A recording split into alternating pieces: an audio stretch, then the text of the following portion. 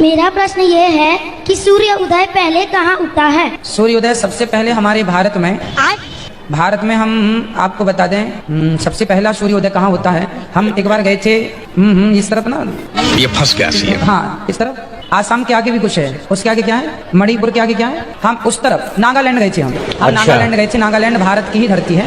नागालैंड वहाँ गए तो सवेरे 4:30 बजे देखा तो दिन था 4:45 बजे। तो सबसे पहले भारत में इस क्षेत्र में नागालैंड इत्यादि, मिजोरम इत्यादि में पूर्वी क्षेत्र है ना वो, इसलिए उस तरफ सबसे पहला सूर्योदय होता है। गूगल में सर्च करने से बताता है कि जापान में पहले सूर्य उदय होता है। ना बेटा।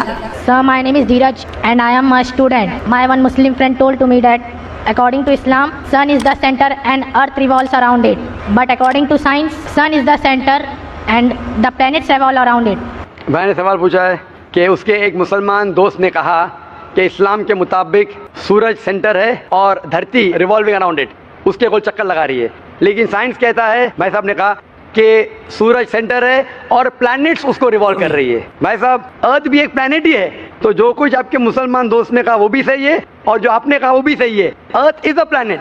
तो आप जब कहते हैं कि प्लैनेट गोल चक्कर लगा रहा है सूरज के, earth is also a planet. लेकिन ये कहना कि सूरज सेंटर में है, कुरान मजीद में ऐसी कोई भी आयत नहीं है, ना हदीस में है। हम साइंस में जानते हैं कि सूरज सोलर सिस्टम का सेंटर है, सारी कायनात का सेंटर नहीं है। जो कुरान में जो आयत आती है सूरह अंबिया की, सूरह नंबर 21 आयत नंबर 33 में लिखा है, वल्लज़ी खलक़ल लैल व नहार, अल्लाह सुब्हानहू व तआला ने रात बनाई और दिन बनाए, व शम्स वल कमर, सूरज और चांद, कुल्लुन फी फ़ल्क़ि यस्बहून, ये आपस में घूम रहे और अपने महवर पे चक्कर लगा रहे। कुरान कहता है कि सूरज और चांद besides revolving they are even rotating about their own axis, means घूमने के अलावा अपने महवर पे भी चक्कर लगा रहे हैं। This science has agreed and even Quran has agreed. Hope that answers the question. मेरा नाम किरण कुमार, मैं आंध्रा वाले हूँ। So I don't know Hindi very much. My friend will translate my question in Hindi. ఇప్పుడు మామూలుగా ప్రతి మతము ప్రతి కులము కొన్ని ఉన్నాయి. ఏంటంటే ప్రతి మతం వాళ్ళు వేరే వాళ్ళని బ్లేమ్ చేసి లేకపోతే పాయింట్ అవుట్ చేసి ఒక మతంతో కంపేర్ చేసినప్పుడు మాత్రమే వాళ్ళ దేవుళ్ళని హైలైట్ చేసుకోగలుగుతున్నారు. వితౌట్ కంపారిజన్ మనం మన దేవుడి గొప్పదనాన్ని చెప్పలేమా అని నేను అడుగుతున్నాను। भाई साहब का सवाल ये है कि हर मज़हब के लोग ये कोशिश करते हैं कि अपने तसव्वुर खुदा को दूसरे मज़हब के तसव्वुर खुदा से कंपेयर करें और ये अपने आप को बेहतर बताएं। क्या ये मुमकिन नहीं है कि हम अपने ही मज़हब के तसव्वुर से ही साबित करें कि सबसे बेहतरीन कॉन्सेप्ट ऑफ गॉड है? भाई साहब का सवाल था कि अक्सर मज़हब के मानने वाले ये साबित करना चाहते कि हमारे मज़हब का जो कॉन्सेप्ट है खुदा का, जो तसव्वुर है, वो दूसरे मज़हब से बेहतर है। क्यों ना ऐसा समझे कि हमारे मज़हब के तसव्वुर को माने और उसके अमल करे। आप जो कह रहे बिल्कुल सही कह रहे, और वही मैंने आखिरी हफ्ते शनिचर को जब तकरीर थी आलमी भाईचारे की तकरीर, उसमें मैंने ये साबित किया कि हर मज़हब, आप जब मजहबी किताबों का मुताला करते हैं, जो कॉन्सेप्ट ऑफ गॉड है, जो खुदा का तसव्वुर, वो यकसा है। सारे मज़हब में कहा गया है खुदा एक है। सारे मज़हब में कहा गया है कि खुदा की कोई प्रतिमा नहीं, कोई पेंटिंग नहीं, कोई पिक्चर नहीं।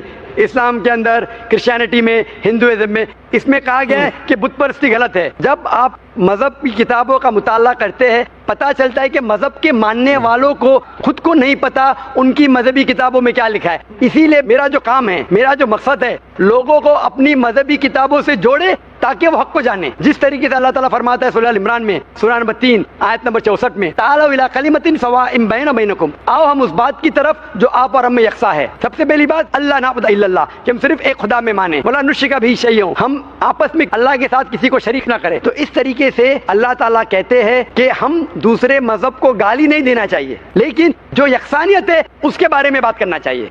तो वही मैंने लास्ट वीक, पिछले हफ्ते किया था और ये साबित किया कि सारे मजहब में, चाहे इस्लाम हो, यहूदियत हो, ईसाईयत हो, हिंदू धर्म हो, सब में लिखा है कि खुदा एक है। उस खुदा की कोई प्रतिमा नहीं, जिस तरीके से कहा गया है श्वेता उपनिषद चैप्टर नंबर 4 वर्स नंबर 19 और Yajurveda chapter number 32 shloka number 3 में, न तस्य प्रतिमा अस्ति, प्रतिमा के मानी है अक्स, picture, painting, photograph, idol, sculpture. लिखा है ना तस्य प्रतिमा अस्ति, उस ईश्वर, उस भगवान, उस खुदा की कोई प्रतिमा नहीं, कोई अक्स नहीं, कोई पिक्चर नहीं, कोई पेंटिंग नहीं, कोई आइडल नहीं, कोई स्कल्पचर नहीं, कोई स्टैच्यू नहीं। और ये लिखा है बाइबल में भी, in the book of Exodus chapter number 20 verse number 2 to 5, in the book of Deuteronomy chapter number 5 verse number 7 to 9, as well as Quran में सूरह इखलास में सूरह नंबर 112 आयत नंबर 1 से 4 में। मेरा नाम दर्शन मोदी है और मैं as a student diploma in computer engineering कर रहा हूँ और मैंने इस्लाम के बारे में जो कुछ है जानकारी प्राप्त कर ली है और मैं इस्लाम कबूल करना चाहता हूँ।